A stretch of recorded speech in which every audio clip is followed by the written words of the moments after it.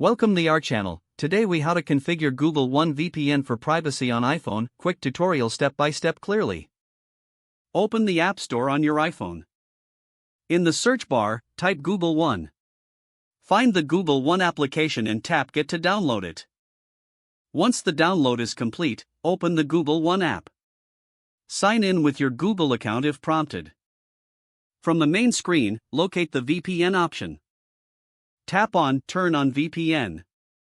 You may need to grant permission for the app to create a VPN configuration.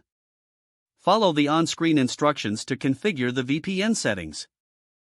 You will see a confirmation that the VPN is now active. To verify that the VPN is working, look for the VPN icon at the top of your screen. If you want to disconnect, return to the Google One app.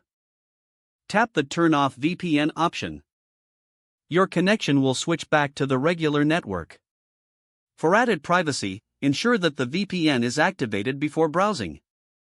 Remember to keep the Google One app updated for the best performance. That's it. Your Google One VPN is now configured for privacy on your iPhone. If the page does not load, refresh the browser or try again in a private or incognito window. Make sure you are using the correct email address, then retype it carefully to avoid small typos. If your password is not accepted, use the reset option and create a new strong password you can remember. Check your spam folder for verification or security emails, then complete any requested confirmation steps. Enable two-factor authentication if available to improve account security and reduce unauthorized access risk. After signing in, review your profile details so your contact information and settings are accurate and current. If you see an error message, note it down and try again after restarting your device and internet connection. Log out when you finish, especially on shared devices, to keep your account and payment information secure. If the page does not load, refresh the browser or try again in a private or incognito window.